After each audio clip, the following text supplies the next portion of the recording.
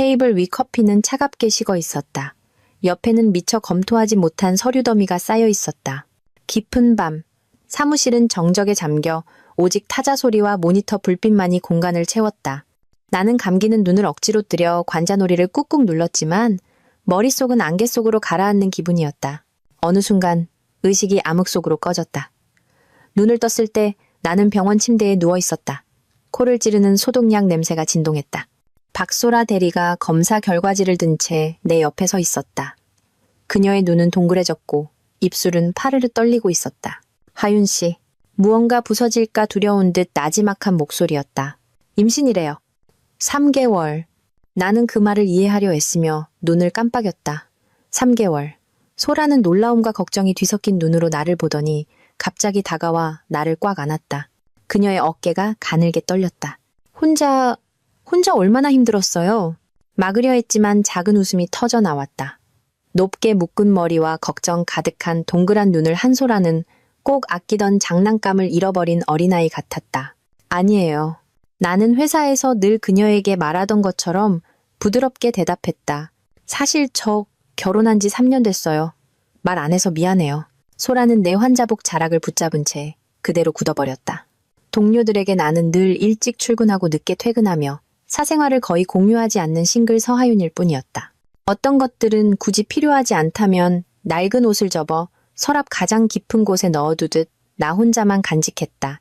사람 죽는 줄 알았잖아요. 소라가 내 어깨를 가볍게 툭 치며 투덜거렸다. 목소리는 원망스럽다는 투였지만 여전히 떨리고 있었다. 결혼은 엄청 큰일인데 어떻게 저한테 숨길 수가 있어요. 나는 웃으며 고개를 기울였다. 결혼식은 숨겼지만 이혼 소식은 제일 먼저 알려줄게요. 됐죠? 그녀는 또다시 얼어붙었다. 마치 끔찍한 말이라도 들은 듯 눈이 커졌다. 젖은 속눈썹, 꾹 다문 입술. 자, 이제 그만. 나는 그녀의 머리를 부드럽게 쓰다듬었다. 저 내일 퇴원해요. 집에 데려다 줄게요. 소라는 다시 나를 끌어안고 내 어깨에 얼굴을 묻고 흐느꼈다. 환자복이 축축하게 젖어들었다. 어떤 놈이에요? 감히 하윤 씨를 배신한 개자식이. 나는 그녀의 눈물을 닦아주며 웃었다. 만약 내가 그 사람을 버린 거라면요? 그녀는 격렬하게 고개를 저었다. 목소리에는 분노가 가득했다. 그럴 리 없어요. 하윤 씨는 착하고 예쁘고 항상 조곤조곤 말하잖아요. 그런 사람 아니에요. 그녀는 말을 이어갈수록 목이 메었다. 그런 놈은 잊어버려요. 그냥 썩어버리라고 해요. 우리 하윤 씨는 분명 더 좋은 사람 만날 거예요. 최고의 남자를요. 그녀를 진정시키는데 꼬박 10분이 걸렸다. 나는 웃으며 눈물을 닦아주고 택시에 태워보냈다. 그녀는 내가 마치 보호해야 할 연약한 존재라도 되는 듯 빨개진 눈으로 계속 뒤를 돌아보았다. 다시 병원 의자에 앉아 나는 생각했다.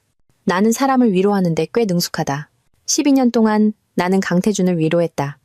너무나 능숙해서 때로는 나 자신도 위로가 필요하다는 사실을 잊곤 했다. 집에 들어서자 아파트는 여전히 고요했다.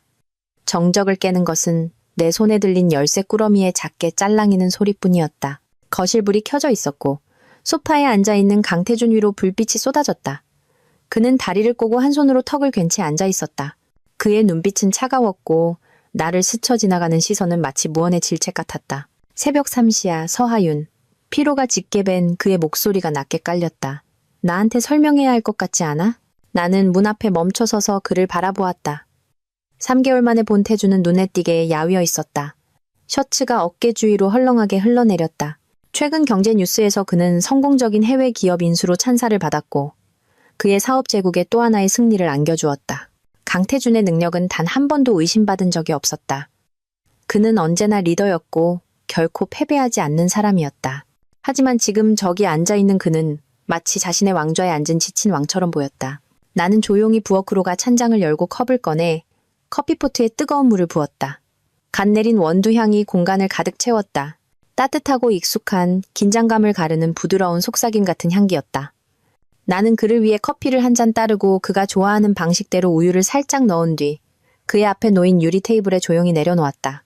태주는 커피 향을 깊게 들이마셨다. 그러자 구름을 흩어버리는 바람처럼 그의 미간에 잡혀있던 긴장이 서서히 풀렸다. 그는 여전히 엄한 표정으로 나를 쳐다봤지만 목소리는 한결 부드러워졌다. 커피로 날 진정시킬 수 있을 거라 생각하지 마, 하윤아. 어릴 때부터 네가 써먹던 수법이잖아. 말하기 싫을 땐 그냥 마실 거나 내밀었지. 나는 피식 웃었다. 그는 아직도 나의 그런 면을 기억하고 있었다. 나는 그의 옆에 너무 가깝지 않게 앉았다. 그가 천천히 커피를 마시는 동안 기다렸다. 한 모금 또 한 모금. 김이 그의 안경을 뿌옇게 흐렸다. 내 생각은 소용돌이쳤다. 12년의 위로, 12년의 보호, 이제는 멈춰야 할 때일지도 모른다. 그가 마침내 컵을 내려놓았을 때 작게 달칵하는 소리가 마치 마침표처럼 들렸다. 나는 일어나 서랍을 열었다. 이혼 합의서가 그곳에 있었. 비즈니스 계약서처럼 차갑게. 나는 흔들림 없는 손으로 그것을 그에게 건넸다. 완벽하게 다듬어진 태준의 눈썹이 치켜 올라갔다. 그는 서류를 빠르게 훑어보더니 쓰라리고 공허한 말은 웃음을 터뜨렸다. 참 사려 깊으시군. 서하윤. 세상 사람들이 강태준을 무정한 놈으로 생각하게 하려고 아무것도 안 받고 떠나겠다? 나는 그의 눈을 똑바로 바라보았다. 내 목소리는 파문 하나 없이 차분했다. 결혼 생활 3년 동안 저는 경제적으로 기여한 게 없어요. 이 아파트, 차, 가구 전부 당신 돈으로 산 것들이에요. 남들 시선이 걱정된다면 우리가 같이 설명할 문구를 만들 수도 있고요. 참 관대하시네. 태준이 쏘아붙였다. 그의 말투는 비꼬는 투였고 눈빛은 번뜩였다. 그는 펜을 집어들어 휘갈기듯 서명하고는 종이를 바닥으로 내던졌다. 종이는 공중에서 가볍게 떠다니다 카펫 위로 내려앉았다. 그는 뒤돌아 걸어갔다. 마룻바닥 위로 구두 소리가 울려 퍼졌다. 침실문이 세게 셔터 소리를 내며 닫혔다. 그는 뒤돌아보지 않았다. 나는 그가 방금까지 앉아있던 그의 체온이 아직 남아있는 소파에 앉았다. 냉장고에서 레몬물 한 잔을 꺼내 천천히 마셨다. 시큼한 맛이 혀끝을 감도는 것이 이 결혼 생활의 모든 씁쓸함을 상기시키는 것 같았다. 1시간 후 휴대폰이 진동하며 어둠 속에서 화면이 밝아졌다. 최유라에게서 온 카카오톡 메시지였다. 사진 한 장. 와인잔을 든 채 목욕 가운을 입고 소파에 나른하게 기대 있는 태준의 모습. 나는 대화창을 위로 올렸다. 3개월 전에 그의 사진들이 더 있었다. 술에 취해 귀가 빨개진 채 마치 안식처를 찾는 아이처럼 그녀의 무릎에 머리를 기대고 있는 모습. 그녀의 메시지. 서하윤, 넌 사랑하는 두 사람 사이에 끼어든 거야. 이제 오빠 돌려줄 때가 됐네. 나는 차갑게 미소 지으며 키보드를 두드렸다. 그렇게 자신만만해하지 마. 유라야, 나는 강태준의 법적 아내고 그건 누구도 바꿀 수 없어. 우리가 이혼하지 않는 한 넌 영원히 상간녀일 뿐이야. 전송 버튼을 누르고 분노로 일그러질 유라의 얼굴을 상상했다. 어릴 때처럼 늘 오만하고 단 한 톨의 굴욕도 견디지 못했던 그 얼굴. 유라의 사랑 사이에 끼어들었다고? 웃기는 소리. 내가 태준을 처음 만났을 때 나는 16이었다. 나는 그를 밤하늘에 빛나는 별처럼 보았고 어떻게 하면 그 별을 붙잡아 나만의 작은 정원으로 데려올 수 있을지 궁금해했다. 12년의 사랑, 보살핌, 긴 밤을 함께하며 실패와 성공을 거치는 동안 그를 위로했다. 그리고 이제 그걸로 충분했다. 내가 16살 때 할아버지의 오래된 집에서는 여전히 흙단목과 먼지 쌓인 책 냄새가 났다. 천장에 매달린 샹들리에가 반짝이는 마룻바닥 위로 빛을 쏟아냈고 그 빛은 내 얼굴을 향해 손가락을 겨누고 있는 삼촌의 모습을 비췄다. 그의 입에서는 담배 냄새가 진동했다. 하윤아, 네가 내 조카니까 마지막 기회를 주마. 그가 쉰 목소리로 으르렁거렸다. 할아버지 유산 어디다 숨겼어? 이모가 그의 옆에 서 있었다. 얼굴은 뒤틀렸고 두 손은 무언가를 부숴버릴 듯 꽉 쥐어져 있었다. 아버님 재산이 1,000억이 넘어 그걸 전부 자선단체에 기부하고 가족한테는 한 푼도 안 남겼다는 건 말도 안 돼. 그녀는 앞으로 달려들며 팔을 치켜들었다. 빨갛게 칠한 손톱이 불빛 아래 번뜩이며 내 뺨을 때릴 듯했다. 나는 가만히 서 있었다. 내 시선은 천장 구석, 카메라에서 깜빡이는 작은 빨간 불빛으로 향했다. 저한테 손가락 하나라도 대시면 내 목소리는 흔들림 없었다. 저 카메라가 모든 걸 녹화할 거예요. 미술관 부관장님이 유산 다툼으로 조카를 폭행했다. 그게 세상에 알려지면 돈만 잃는 게 아닐 거예요. 이모님 자리도 없어지겠죠. 이모의 손은 허공에서 멈췄다. 그녀의 눈은 나를 꿰뚫을 듯 타올랐다. 서하윤. 그녀는 이를 악물고 말했다. 그 해에 내 부모님이 폭풍우를 뚫고 내 생일 축하하러 집에 서둘러 오지만 않았어도 그 고속도로에서 죽지 않았을 거야. 넌 재앙덩어리야. 네가 네 부모를 죽였고 이제 할아버지까지 망가뜨리고 있어. 나는 고개를 살짝 기울이며 희미하게 미소 지었다. 마치 더 이상 아무런 무게도 없는 옛날 이야기를 듣는 것처럼. 이모님 세월이 흘러도 머리는 전혀 발달하지 않으셨네요. 그런 말이 저한테 상처가 될 거라고 생각하세요? 삼촌이 안락의자에 털썩 주저앉아 담배를 꺼내 불을 붙였다. 좋아. 그가 차갑게 말했다. 그건 잊자. 할아버지가 너한테 남긴 200억 중에서 10억은 네가 갖고 나머지는 우리랑 나누자. 나는 앞으로 다가가 그의 손에서 담배를 빼앗아 테이블 위 유리 재떨이에 천천히 비벼 껐다. 매캐한 담배 냄새가 사라지고 침묵이 내려앉았다. 담배는 더 이상 피우지 마세요. 나는 조용하지만 날카롭게 말했다. 할아버지는 담배를 가장 싫어하셨어요. 그리고 돈은 없어요. 이 집은 할아버지를 기리기 위해 미술재단에 기부했어요. 다시는 여기 오지 마세요. 삼촌은 벌떡 일어섰다. 얼굴이 붉게 달아올랐고 테이블을 손으로 내리쳤다. 재떨이가 요란하게 덜컹거렸다. 600억짜리 집을 기부했다고? 그는 마치 자신이 신성하게 여기는 무언가를 내가 찢어버리기라도 한 듯 포효했다. 나는 눈도 깜빡이지 않고 그의 눈을 똑바로 쳐다보았다. 8살, 부모님이 교통사고로 돌아가신 후 삼촌과 이모는 굶주린 늑대처럼 우리 가족의 재산을 노리며 본색을 드러냈다. 이모는 심지어 그 사고가 내 생일 때문에 서두르다가 일어난 일이라고 나를 탓하기까지 했다. 하지만 나는 똑똑히 기억한다. 그날 밤 이모는 술에 취해 있었고 아버지를 억지로 더 먼 길로 폭풍우를 뚫고 자신을 데리러 오게 했다. 만약 이모만 아니었다면 어쩌면 우리 부모님은 아직 살아계실지도 모른다. 너? 삼촌이 나를 때리려고 손을 치켜들었다. 나는 뒤로 물러섰다. 코트 주머니 속 소형 전기 충격기를 쥔 손에 힘이 들어갔다. 심장은 미친 듯이 뛰었지만 정신은 날카로웠다. 그때 문이 벌컥 열렸다. 태준이 나타났다. 크고 위압적인 모습으로 내 앞을 막아섰다. 그는 삼촌의 손목을 움켜쥐었다. 손등에 핏줄이 붉어졌다. 그가 손목을 세게 비틀자 삼촌은 바닥으로 나뒹굴었다. 간방 가고 싶어? 태준이 경멸이 가득한 날카로운 눈으로 차갑게 물었다. 나는 조용히 전기 충격기를 주머니에 다시 넣고 그를 올려다보았다. 태준은 언제나처럼 눈부시게 멋있었다. 그의 윤기 나는 검은 머리, 보석처럼 날카로운 눈, 그리고 오직 오래된 부유층에서만 찾아볼 수 있는 특권적인 얼굴, 치켜올리는 눈썹 하나, 곁눈질 한 번에도 거부할 수 없는 매력이 있었다. 그는 경호원들과 변호사를 데리고 와 모든 것을 빠르고 깨끗하게 처리했다. 언제나처럼 단호하고 자비 없이. 모두가 떠나자 집은 다시 벽시계의 째깍거리는 소리만 남은 채 고요해졌다. 나는 의자에 앉아 서랍을 열고 낡은 사진 액자 하나를 꺼냈다. 부드러운 미소를 띤 서진우 할아버지가 꽃이 만발한 정원에서 내 옆에서 계셨다. 그때 할아버지는 그의 유일한 사랑이었던 윤여진 할머니, 즉 태준의 할머니에 대해 이야기해 주셨다. 그는 인생의 절반을 그녀를 소중히 여기지 않고 자유분방하게 보냈다. 그리고 그녀가 세상을 떠난 후에야 다시 결혼했지만 그것은 결코 채워지지 않을 공백을 메우려는 시도와 같았다. 돌아가시기 전 할아버지는 삼촌과 이모가 사악한 늑대들이라며 내가 서울에 혼자 있으면 괴롭힘을 당할까봐 걱정하셨다. 그는 부산에 있는 오랜 친구에게 나를 데리러 와달라고 부탁했고 그 사람이 나를 잘 대해줄 것이라고 약속했다. 그는 내 손을 잡았다. 목소리는 약했지만 따뜻했다. 하윤아, 네가 알아서 잘할 거라는 걸 알지만 그래도 걱정이 되는구나. 그는 부드럽게 내 머리를 쓰다듬으며 미소 지었다. 사람들은 네가 조용하고 순종적이라고 생각하지만 사실 넌 지독한 고집쟁이지. 초등학교 때 네 머리카락을 계속 잡아당기던 남자애 기억나니?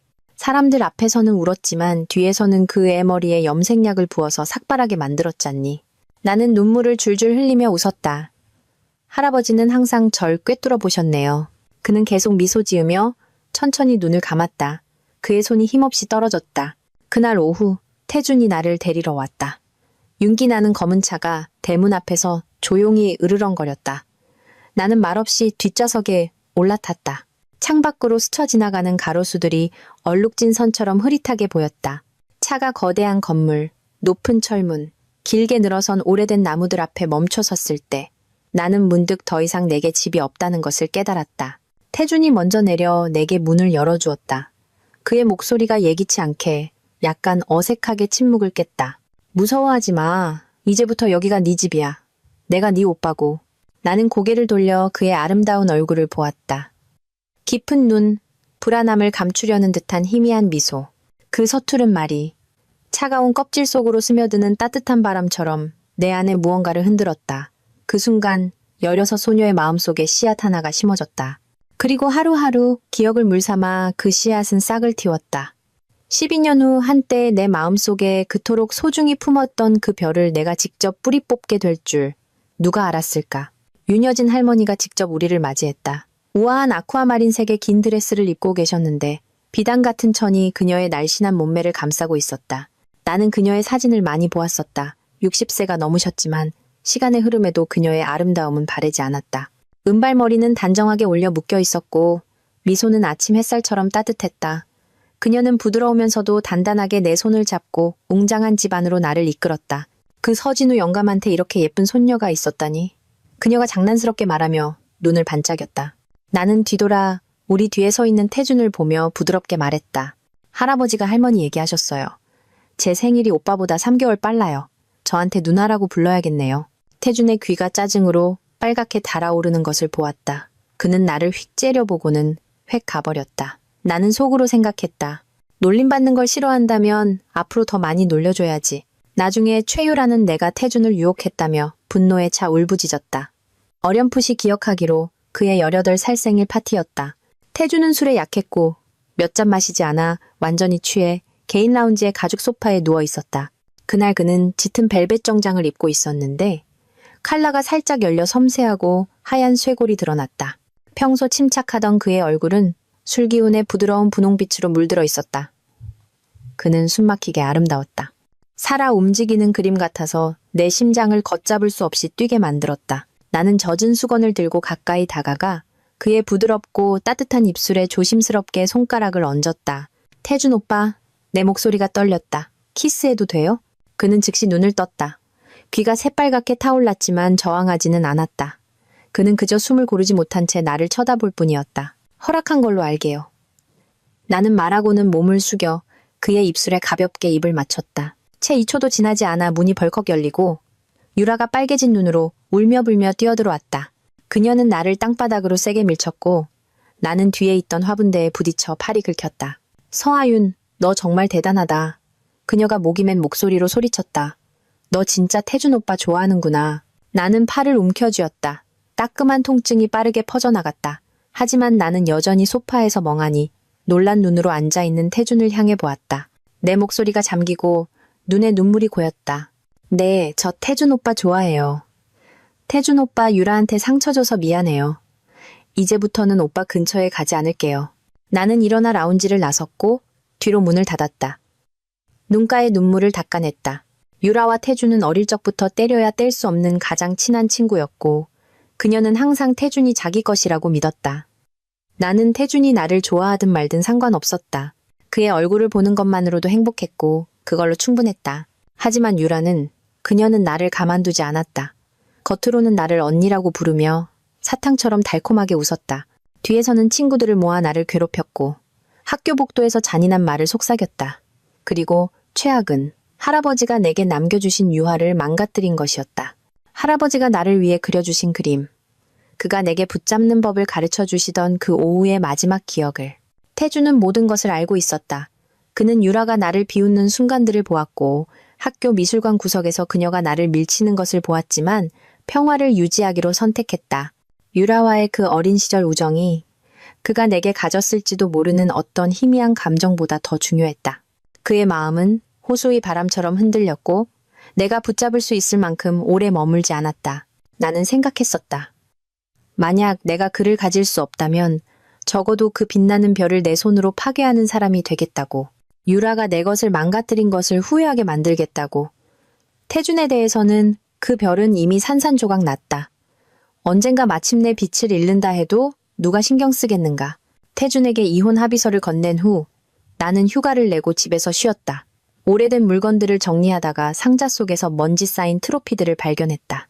그 트로피들이 아니었다면 나에게도 한때 빛나는 청춘이 있었다는 사실을 잊었을지도 모른다. 서진우 할아버지는 수많은 국제상을 수상한 유명한 유화가셨다. 나는 3살 때부터 그와 함께 그림을 그리기 시작했고 나름의 재능이 있었다. 사람들은 내가 떠오르는 샛별, 제2의 서진우가 될 것이라고 말하곤 했다. 하지만 지금 나는 예전처럼 붓을 잡을 수조차 없다. 재능이 없어서가 아니라 운명적인 어느 오후 때문이었다. 그날 학교 미술관, 벽을 따라 늘어선 그림들 위로 조명이 밝게 빛나고 있었다. 할아버지를 기리며 그린 노을진 하늘 아래 국화밭을 그린 나의 가장 중요한 작품이 중앙에 놓여 있었다. 나는 근처에 서서 심장이 터질 듯 뛰며 심사위원들이 결과를 발표하기를 기다렸다. 그때 유라가 친구 무리와 함께 나타났다. 그녀의 미소는 칼날처럼 날카로웠다. 그녀는 그림을 잡아당겨 내 앞에서 캔버스를 찢어버렸다. 찢어지는 소리가 마치 내 꿈을 가르는 것처럼 느껴졌다. 몸싸움 중에 내 어깨가 나무 액자에 세게 부딪혔고 오른팔에 극심한 통증이 퍼졌다. 그 순간부터 내 손가락은 너무 심하게 떨려 다시는 붓을 잡을 수 없게 되었다. 태주는 모든 것이 무너진 후에야 늦게 도착했다. 그는 내 앞에 서서 지친 눈으로 낮은 목소리로 말했다. 유라가 정말 후회하고 있어. 하윤아, 매일 괴로워해. 용서해줄 수 있겠니? 이 일로 고소는 하지 말아줘. 나는 눈물을 글썽이며 올려다보았지만 내 목소리는 차갑고 냉정했다. 태준 오빠, 오빠를 좋아하는 대가가 이렇게나 비싼 거였어? 만약 오늘 커리어를 잃은 사람이 유라였다면 오빠는 그렇게 쉽게 넘어가자고 했을까? 그는 시선을 아래로 떨군 채 침묵했다. 한참 후에야 그는 속삭였다. 하윤아, 미안하다. 그 사과는 바람처럼 부드러웠다.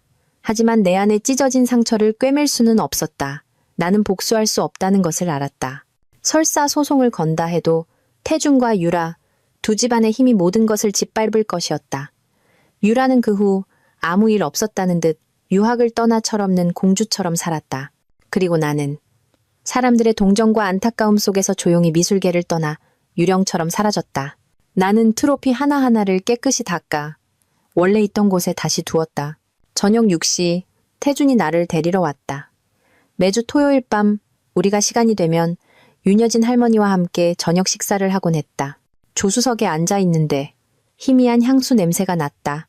유라가 가장 좋아하는 치자꽃 향이었다. 몇 년이 지나도 변하지 않은 그 향기는 좌석에 배어 있었고 그녀의 존재를 말없이 상기시키듯 공기 중에 맴돌았다. 나는 약간의 한기를 품은 가을바람이 들어오도록 창문을 내렸다. 신호대기 중에 태준의 손가락이 운전대를 초조하게 두드렸다. 나는 그가 내가 먼저 말을 걸기를, 고개를 숙이고 사과하기를 기다리고 있다는 것을 알았다. 몇 년 동안 그는 내가 항상 양보하고 항상 그를 달래주는 것에 익숙해져 있었다. 그가 무모하게 산길에서 자동차 경주를 할 때 나는 조수석에 앉아 우리가 무사히 돌아올 때까지 함께 미친 듯이 달렸다. 강 회장님이 분노에 차그를 때렸을 때 자정에 몰래 들어가 연고를 발라주며 저녁을 먹으라고 구슬린 것은 나였다. 그가 가족에게 반항하겠다며 사업을 시작하고 너무 바빠 밥도 못 먹을 때 정기적으로 찾아가 그를 돌봐준 것도 나였다. 그리고 내가 너무 바빠 그의 곁에 없을 때 그는 소홀히 여겨진다고 느끼고 나를 자극하기 위해 유라에게 연락했다. 오늘 차 안의 향수는 단순한 향기가 아니었다.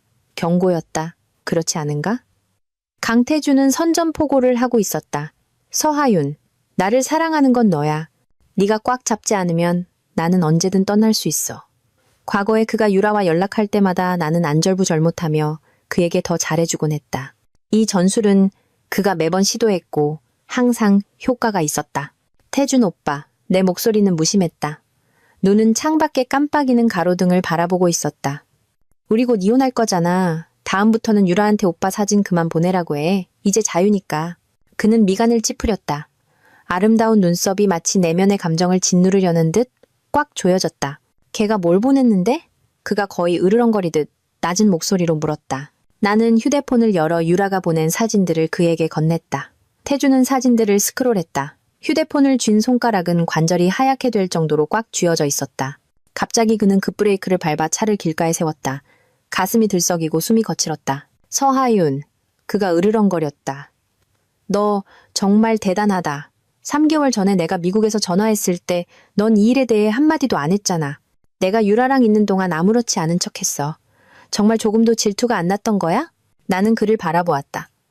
그의 눈은 상처와 분노가 뒤섞여 반짝였지만 나는 그저 희미하게 미소 지으며 아무 말도 하지 않았다. 그는 차에서 내려 담배에 불을 붙였다.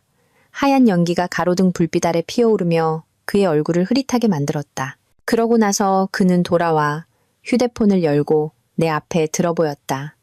흐릿한 옛날 사진 한 장. 하윤아, 태준의 목소리가 갈라졌다.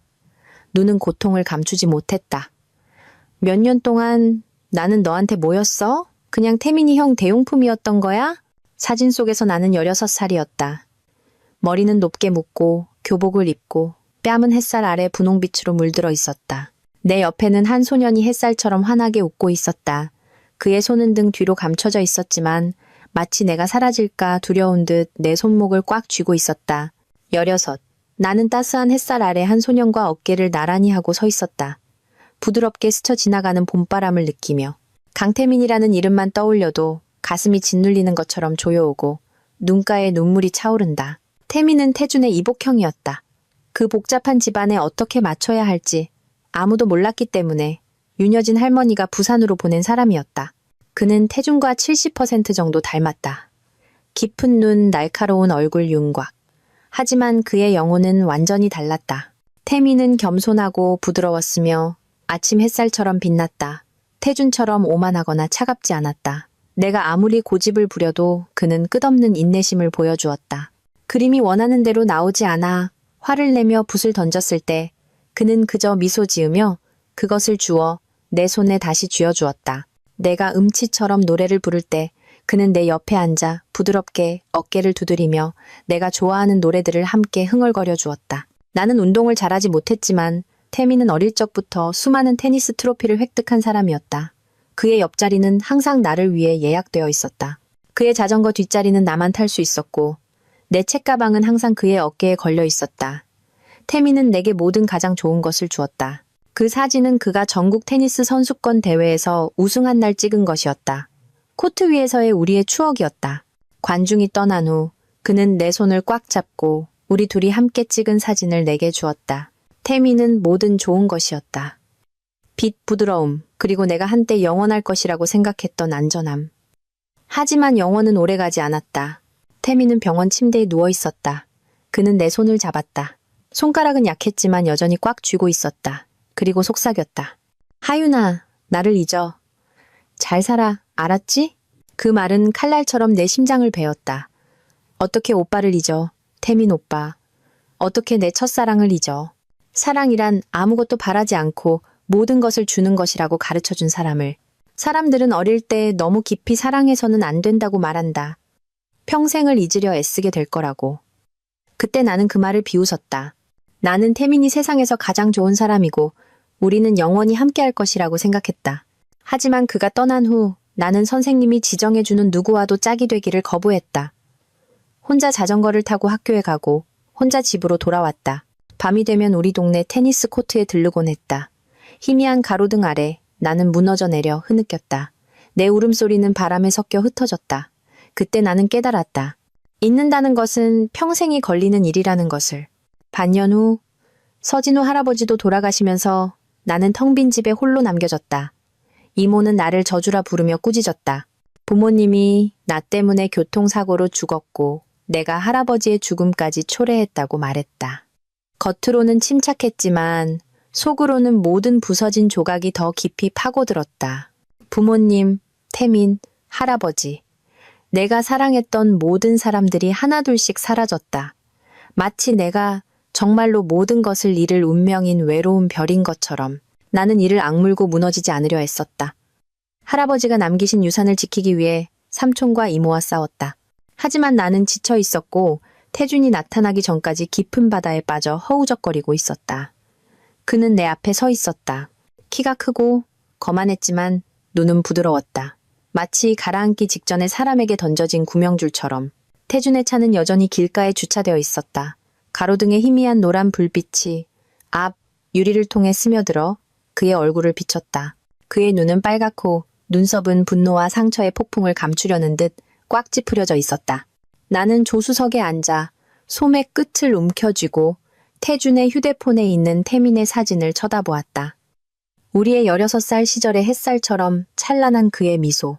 눈물이 차올랐지만 손등으로 닦아내고 희미한 미소와 고른 목소리로 말했다. 태준 오빠, 이제 알았겠지?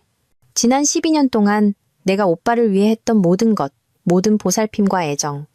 그건 단지 태민 오빠가 나에게 해줬던 것들을 베낀 것뿐이었어. 나가, 당장 나가. 태준이 고함치며 휴대폰을 창문으로 던졌다. 딱딱한 충격음이 차 안에서 날카롭게 울렸다. 서하윤, 어떻게 나한테 이럴 수 있어? 그가 소리쳤다. 가슴이 오르락 내리락 했고 손은 마치 폭풍을 억누르려는 듯 운전대를 너무 꽉 쥐어 관절이 하얗게 변했다. 나는 시계를 흘끗 보았다. 시침이 8시를 가리키고 있었다. 나는 부드럽지만 차갑게 대답했다. 왜냐고? 더 심한 것도 있는데. 보고 싶어? 태준 오빠. 이게 당신에게 주는 내 이혼 선물이야. 나는 휴대폰을 열어 트위터에 유출된 메시지들을 스크롤했다. 유라가 내 그림을 망가뜨리고 내 커리어를 망쳤다고 자백한 내용이었다. 그 게시물은 실시간 트렌드 1위에 올랐고 댓글은 밤하늘의 불꽃놀이처럼 폭발했다. 기억들이 쓰라리고 날카롭게 되살아났다. 달콤한 가짜 미소를 띤 유라는 한때 나를 비좁은 창고에 가둔 적이 있었다. 그녀는 커피 한 잔을 들고 내 앞에 서서 내 얼굴에 그대로 부어버렸다. 액체가 목을 타고 흘러내려 셔츠를 적셨다. 거울 좀 봐, 서하윤. 그녀가 승리의 찬 목소리로 비웃었다. 내 꼴이 어떤지. 그때 내가 네 그림 망가뜨리고 내 손 망가뜨렸을 때도 태준 오빠는 한마디도 안 했어. 오늘 내가 네 얼굴을 짓밟아도 그는 여전히 신경 안 쓸 거야. 그녀는 내게 냅킨을 던지며 비웃었다. 쯧! 강태준 사모님. 얼굴이나 닦으시지. 이따 내 사진 편집해야 하잖아. 내가 말해두는데 네가 편집하는 사진마다 내가 계속 트집 잡을 거야. 네가 지쳐서 나가 떨어질 때까지 그래도 만족 못할걸. 배짱 있으면 그만둬봐. 너 같은 한심한 실패자를 누가 써주나 보자. 유라는 내가 약하다고 생각했다. 내가 영원히 고개 숙이고 있을 거라고 생각했다. 하지만 그녀는 틀렸다. 나는 단지 적절한 때를 기다리고 있었을 뿐이다. 그리고 태준과의 이혼은 완벽한 타이밍이었다. 이제 트위터는 불타오르고 있었다. 맙소사. 최유라가 강태준 결혼 파탄 낸 상간녀였어. 남의 인생 망칠 권리가 어디 있어. 자기 남편 상간녀한테 괴롭힘 당한 불쌍한 직원. 대중의 분노는 유라의 완벽한 공주 이미지를 불태우는 불길이었다. 나는 내 트위터 계정을 열었다. 단풍. 5년 전 설악의 단풍이라는 그림으로 미술계를 뒤흔들었던 그 이름. 나는 손가락을 화면 위로 부드럽게 미끄러뜨리며 글을 썼다. 이런 모습으로 나타나 죄송합니다. 저는 강태준 씨의 아내이자 작가 단풍입니다. 저희는 3년간 결혼 생활을 했지만 그의 오랜 연인 최유라 씨와의 관계로 인해 모든 희망이 무너졌습니다. 우리는 이혼에 합의했으며 곧 서류 절차를 마칠 것입니다. 걱정해 주셔서 감사합니다. 이 문제에 대해 더 이상 응답하지 않겠습니다. 30초도 안 되어 게시물은 폭발했다. 수십만 개의 공유, 좋아요, 댓글. 유명 예술가들이 그것을 리트윗했다. 단풍에 대해 국제상에 대해 한때 제2의 서진우라 불렸던 유망한 재능에 대해 이야기했다. 유라는 내가 시들었다고 생각했지만 그녀는 내가 왼손으로 그림 그리는 훈련을 했다는 것을 전혀 몰랐다. 모든 붓질은 고통에 잠겨 있었다. 할아버지의 오랜 친구. 내가 다시 빛을 찾도록 도와주신 그분 곁에서 보낸 모든 잠. 못 이루는 밤들. 나는 결코 포기하지 않았다. 태주는 운전석에 조용히 앉아 있었다. 그의 휴대폰은 유라의 전화로 쉴 새 없이 진동했지만 그는 받지 않았다. 그는 빨개진 눈으로 떨리는 목소리로 나를 보았다. 하윤아, 넌 몇 년 동안 내 앞에서 그 부드럽고 용서하는 가면을 쓰고 있었어. 지겹지도 않았니? 나는 박하사탕 하나를 까서 입에 넣고 메스꺼움을 가라앉히며 부드럽게 말했다. 전혀. 오히려 태준 오빠는 어땠어? 몇 년 동안 나와 함께 있으면서도 내가 진짜 어떤 사람인지 전혀 파악하지 못했잖아. 그건 고통스럽지 않았어? 그는 쓰라리고 부서진 소리로 웃었다. 눈가가 반짝였다. 하윤아, 넌 모든 걸 알고 있었구나. 그럼 바보는 나였네. 이해가 안 돼. 왜 그렇게 나를 미워해서 12년 동안이나 이 부드러운 작은 덫을 만들어서 내가 그 안에 빠지는 걸 지켜본 거야? 나는 밤의 불빛 아래 윙윙거리는 도시를 내다보았다. 그리고 손가락 하나로 차창의 김서린 곳에 태민이라는 단어를 썼다. 그러고 나서 뒤돌아 그의 눈을 똑바로 쳐다보았다. 내 목소리는 차분했지만 칼날처럼 날카로웠다. 부산의 그 작은 집에서. 우리가 처음 본 게 아니었어. 처음 본 건 병원이었어. 태준 오빠. 오빠는 검사도 필요 없었는데 굳이 검사를 받겠다고 고집했지. 그리고 골수가 일치한다는 걸 알고 나서 태민 오빠 병상에서 뭐라고 했는지 기억나? 12년 전 태준은 태민의 병상 옆에 서 있었다. 그의 눈은 오만한 만족감으로 빛나고 있었다. 네가 강태민이야? 그가 얼음장 같은 목소리로 비웃었다. 내 부모님 결혼을 망친 놈이 너라고. 이제 죽어가는구나. 인과응보인가. 검사는 받았어. 골수 기증할 수 있지만 안 할 거야. 네가 죽어야만 우리 엄마가 정신병에서 겨우 회복될 테니까. 나는 병실 문밖 문고리를 꽉 쥔 채 서 있었다. 머릿속이 완전히 하얘졌다. 그 말들은 내 심장을 도려내는 칼날이었다. 신이 빚은 듯한 얼굴을 한 강태준이 그렇게 잔인한 말을 했다. 그 순간부터 나는 스스로에게 물었다. 만약 언젠가 강태준이 가장 사랑하는 사람을 잃게 된다면 그 모습은 어떨까? 최유라는 트위터에 연예계 영구 은퇴를 발표했다. 그녀의 가족은 피해를 수습하려 허둥댔지만 온라인의 폭풍은 아직 가라앉지 않았다. 지금 강씨 집안의 웅장한 거실에서 그녀는 소파에 앉아 증오에 찬 눈으로 나를 쏘아보고 있었다. 태주는 우리 사이에 앉아 한 손으로 턱을 괜 채 지친 눈으로 우리 둘을 번갈아 보았다. 나는 천천히 커피를 내리며 분노로 뒤틀린 그녀의 얼굴을 음미했다. 커피를 잔에 따라 그녀 앞에 조용히 내려놓았다. 작은 달칵 소리가 조용한 방 안에 울려 퍼졌다. 유라야, 요즘 힘들지? 나는 동정심 가득한 목소리로 한숨 쉬며 말했다. 전보다 더 초췌해 보이네. 눈도 아직 부어있고. 자, 커피 한 잔 마시고 진정해. 최악의 날들은 아직 오지 않았으니까. 지금부터 무너지면 앞으로 닥칠 일들은 어떻게 견디려고 그래? 유라는 격렬하게 내 손을 쳐냈고 커피가 유리 테이블 위로 쏟아졌다. 그녀는 내게 달려들었다. 빨갛게 칠한 손톱이 공격적으로 치켜 올라갔다. 태준이 벌떡 일어나 그녀의 손목을 세게 움켜쥐었다. 손등 위로 핏줄이 붉어졌다. 그는 그녀를 억지로 소파에 다시 앉혔다. 유라야, 그만해. 그가 지친 목소리로 말했다. 그녀는 무너져 내렸다. 두껍게 화장한 뺨 위로 눈물이 흘러내렸다.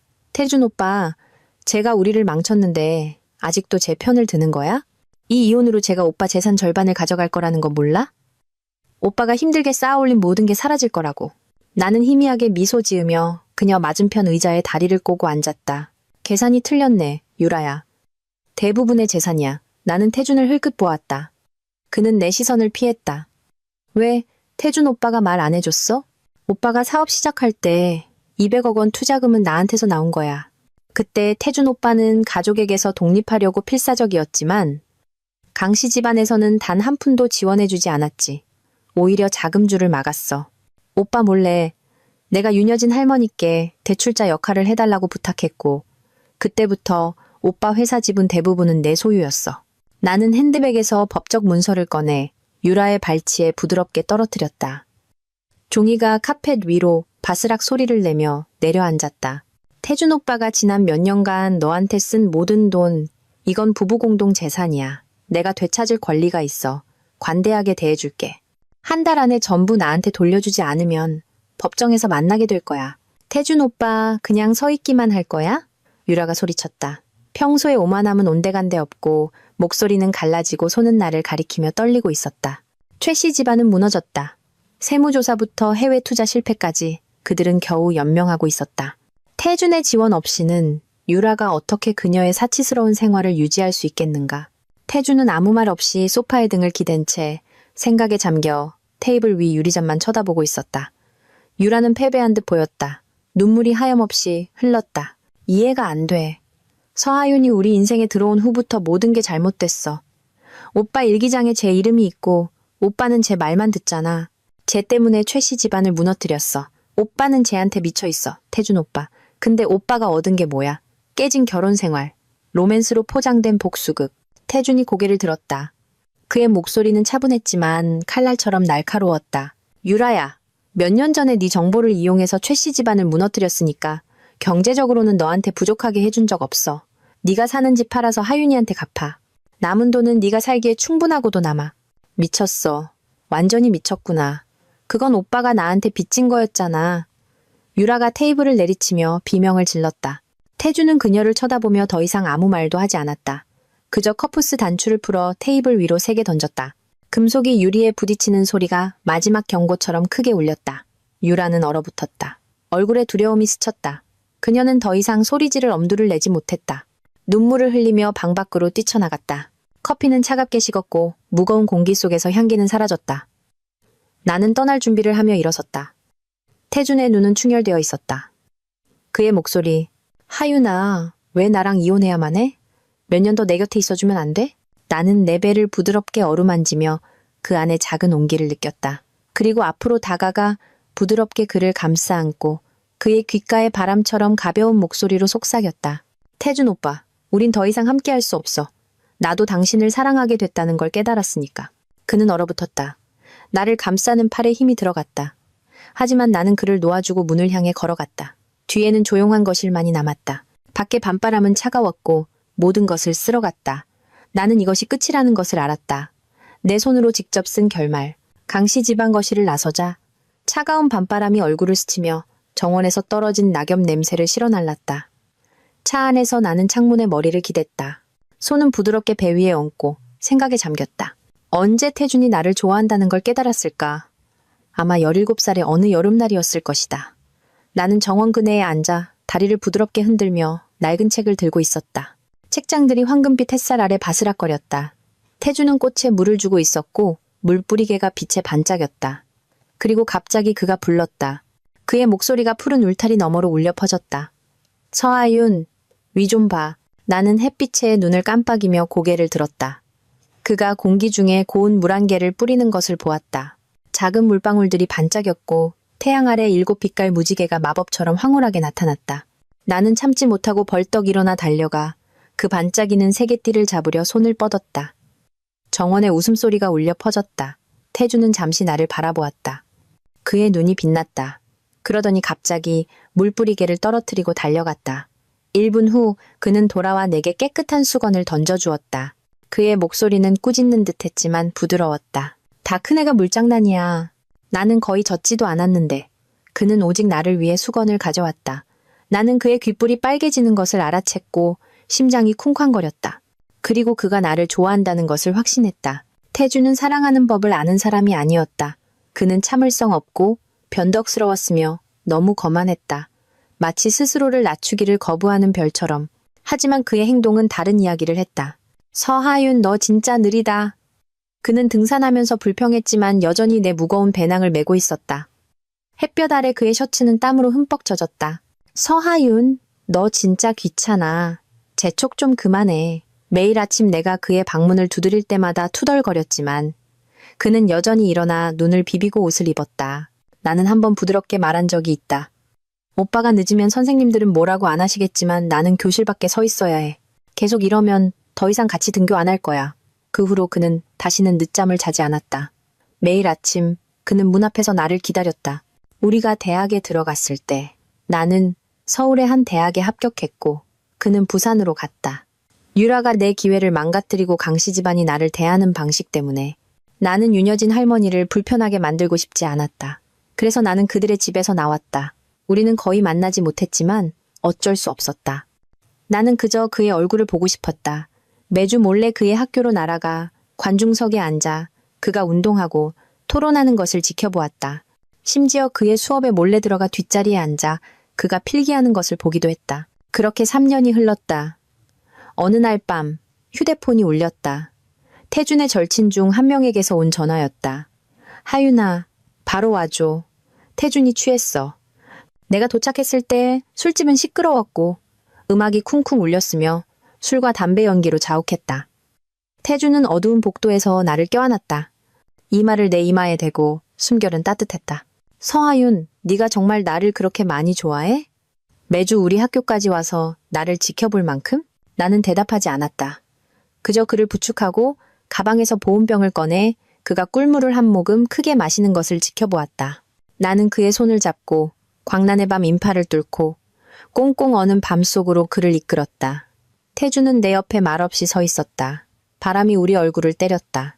차가 도착했을 때 그는 나를 뒷좌석으로 밀어넣고 몸을 숙여 내게 격렬하게 키스했다. 그의 입술은 뜨거웠고 손은 내 어깨를 꽉 쥐었다. 하윤아, 우리 사귀자. 유라는 잊어버려. 그냥 지금처럼 계속 나한테 잘해줘. 응? 그의 목소리는 슬프고 쉬어 있었다. 마치 애원하는 것 같았다. 유라가 유학을 간 후 우리는 그녀가 나를 망가뜨린 일에 대해 결코 이야기하지 않았다. 우리 사이에는 항상 보이지 않는 무언가가 있었다. 우리는 앞으로 걸어갔고 멈췄다가 다시 오랫동안 계속 걸었다. 내가 25살이 되었을 때 태주는 재킷 주머니에서 반지를 꺼내 내 손가락에 끼워주었다. 서하윤, 네가 나를 미치도록 사랑하는 거 모두가 아니까 우리 결혼하자. 나를 꽉 붙잡고 다른 사람한테 기회 주지 마. 그가 사고 꾸민 새 집. 내가 이사했을 때 크림색 벽부터 짙은 나무색 책장까지 모든 것이 내가 한때 꿈꿨던 것과 똑같다는 것을 깨달았다. 하지만 나는 그 꿈에 대해 윤여진 할머니에게만 말한 적이 있었다. 그가 엿들었음에 틀림없다. 여기다 테니스공 보관함은 왜 둔 거야? 태준이 내 어깨를 감싸 안으며 벽에 설치된 투명한 공 보관함을 보고 미간을 찌푸리며 물었다. 나 테니스 싫어해. 너도 치는 거 한 번도 못 봤는데. 나는 아무 말도 하지 않았다. 눈물이 터질 뻔했고 가슴이 조여왔다. 왜냐하면 그 꿈의 집은 태민을 위한 것이었기 때문이다. 내가 평생을 함께하고 싶었던 그 사람, 그 보관함은 그의 친구들, 코치들, 팬들에게서 받은 사인 테니스공을 보관하기 위한 것이었다. 기분 안 좋아? 태준이 장난스럽게 나를 툭 쳤다. 네가 원하면 내가 같이 쳐줄게. 네가 테니스복 입은 거 보면 나도 테니스를 좋아하게 될지도 모르지. 공 보관함은 계속 비어 있었다. 그리고 나는 태준과 테니스를 한 번도 치지 않았다. 그 집을 떠날 때 나는 단 한 가지만 가져왔다. 그 공 보관함. 결코 놓을 수 없는 기억의 조각을 품에 안고 있는 것처럼. 우리가 이혼한 날, 태준은 나보다 일찍 도착했다. 나는 택시에서 내렸다. 한 손으로는 우산을 접고 코트는 날카로운 찬바람에 스쳤다. 그는 이미 그곳에 길가에 서 있었다. 칼날을 세워 얼굴 절반을 가린 검은 코트를 입고 손가락 사이에는 불붙은 담배가 끼워져 있었다. 하얀 연기가 축축한 공기 속으로 피어오를 때 붉은 불씨가 빛났다. 나를 보자 그는 신발 밑으로 담배를 비벼 껐다. 동작은 빨랐지만 떨리고 있었다. 마치 불안함을 감추려는 듯. 나는 다가가 부드럽게 말했다. 늦어서 미안해요. 내가 일찍 온 거야. 태준이 낮은 목소리로 대답했다. 그의 눈은 깊지만 지친 채 나를 훑었다. 그는 주머니에 손을 넣은 채 키가 크게 서 있었다. 그의 숨결이 차가운 공기 속에서 하얀 구름을 만들었다. 여기 떠날 거지? 나는 대답하지 않았다. 그저 그를 바라보았다. 바람이 머리카락을 휘날리며 한 가닥이 눈 위로 떨어졌다. 그 순간 나는 그의 얼굴의 모든 선을 보았다. 짙은 눈썹, 깊은 눈, 그 아래에 희미한 그림자, 그리고 이제는 피로가 새겨진 날렵한 턱선. 12년 전 부산에서 처음 만났을 때 그는 눈부신 10대였다. 그의 얼굴은 태민과 놀랍도록 닮아 있었다. 화려하지만 더 차가운 복제품처럼. 하지만 이제 나는 그의 눈이 태민과 별로 닮지 않았다는 것을 깨달았다. 태민은 햇살이었다. 태준은 불이었다. 밝게 타오르지만 모든 것을 삼켜버릴 수도 있는. 법원을 나오자 비는 여전히 내리고 있었다. 흘리지 못한 눈물처럼 가볍고 꾸준하게. 우리는 인도에 서 있었다. 두 개의 검은 우산 아래 두 사람 몇 걸음 떨어져서 나는 마지막으로 그를 보았다. 한때는 꿈이었고 한때는 고통의 원천이었으며 이제는 단지 기억일 뿐인 얼굴 위로 시선이 머물렀다. 작별 인사는 없었다. 더 이상 할 말이 남아있지 않았다. 나는 돌아서서 기다리고 있는 택시를 향해 걸어갔다. 빗소리가 가슴속에서 부서지는 소리를 삼켜버렸다. 태준은 부르지 않았고 뒤돌아보지도 않았다. 그는 그저 그 자리에 서 있었다. 그의 모습이 안개 속으로 희미해졌다. 이혼 후 2년. 나는 옛 기억이 여전히 차가운 바람처럼 거리를 휩쓰는 부산으로 돌아왔다. 나는 모든 것을 서울에 두고 올 수 있을 거라고 생각했다. 고통, 상실, 심지어 태준까지도. 하지만 인생은 결코 그렇게 간단하지 않다. 매일 나는 리나의 맑은 눈을 들여다보며 그 안에서 태준의 조각을 본다.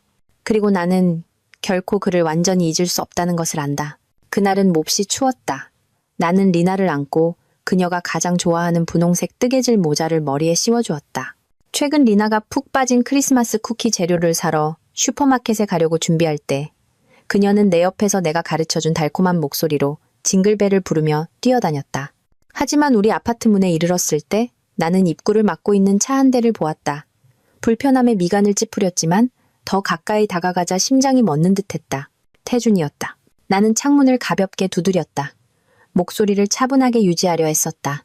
태준 씨, 길 막고 있어요. 그가 창문을 내렸고 그 순간 나는 예전처럼 오만하지 않은 그의 얼굴을 보았다. 그는 나를 그리고 리나를 보았다. 마치 온 세상이 멈춘 것처럼 나는 그의 눈에서 서투른 짓을 하다가 들킨 소년 같은 혼란을 보았다. 순진한 2살배기 호기심에 찬 리나는 그를 보더니 갑자기 작은 거품을 불며 외쳤다.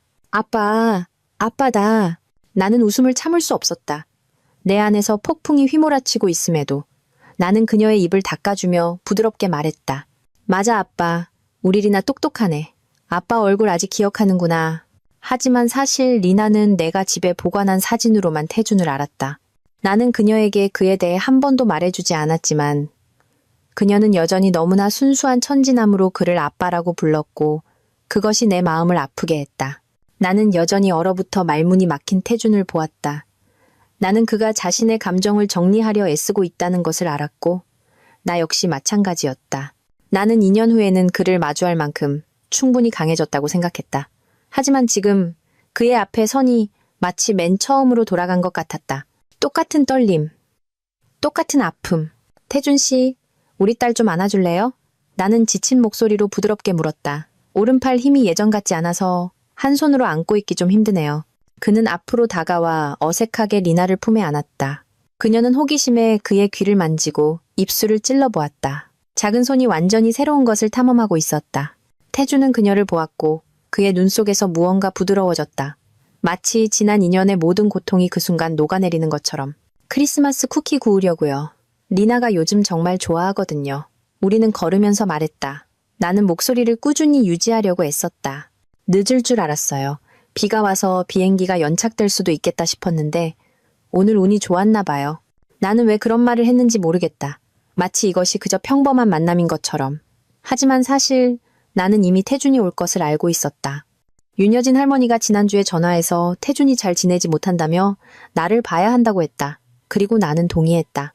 다시 시작하고 싶어서가 아니라 그가 리나를 보길 원했기 때문이다. 우리 사이의 모든 것이 무너졌더라도 여전히 아름다운 무언가가 남아있다는 것을 알게 해주고 싶었다. 집 안으로 들어서자 벽난로에 온기가 쏟아져 들어와 밖의 비에 냉기를 쫓아냈다. 현관벽에는 사진들이 줄지어 있었고 대부분 나와 강태민의 사진이었다. 내가 결코 잊고 싶지 않은 생생한 젊음의 순간들. 하지만 그 사진들 사이에 나는 의도적으로 우리 둘 다 웃고 있는 드문 순간에 찍은 나와 태준의 사진 한 장을 두었다. 왜 그것을 보관했는지는 몰랐다. 아마도 고통 속에서도 내가 한때 그를 사랑했다는 것을 스스로에게 상기시키기 위해서였을 것이다. 리나는 태민의 사진을 가리키고 그 다음 태준의 사진을 가리키며 진지하게 말했다. 엄마, 삼촌, 아빠, 리나. 나는 웃으며 태준에게 슬리퍼 한 켤레를 건네고 리나는 거실로 달려갔다. 그녀는 항상 똑똑해서 사진만으로도 태민과 태준을 구분할 수 있었다. 나는 여전히 문가에 서서 천천히 슬리퍼로 갈아 신는 태준을 보았다. 그의 눈은 멀리 마치 꿈속에 빠진 것처럼 보였다. 나는 미소 지으며 말했다.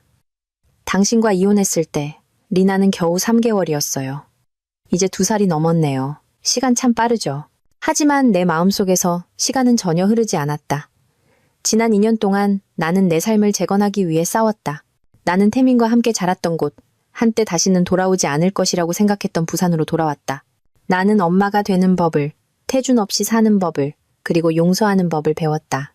그뿐만 아니라 나 자신도 나는 한때 그를 사랑했다.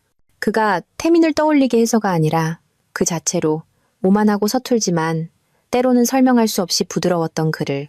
거기 있는 태준을 보니 나는 그가 여전히 아물지 않은 상처를 안고 있다는 것을 알았다. 나는 그에게 묻고 싶었다. 이 인연을 어떻게 살았는지, 우리 사이에 일어난 일에 대해 후회한 적이 있는지. 하지만 묻지 않았다. 설사 묻는다 해도 대답이 아무것도 바꾸지 않을 것임을 알았기 때문이다. 태준 씨, 들어와요. 나는 부드럽게 말했다. 쿠키 만드는 것 좀 도와줘요. 리나가 아주 좋아할 거예요. 그는 여전히 말없이 나를 따라 들어왔다. 하지만 그의 눈은 모든 것을 말해주고 있었다. 후회, 슬픔, 그리고 희미하게 반짝이는 희망. 나는 우리가 부서진 것을 다시 맞출 수 있을지 몰랐다. 하지만 오늘 나는 그저 그가 리나를 보고 내가 만든 따뜻한 가정을 보고 내가 이제 괜찮다는 것을 알기를 바랐다.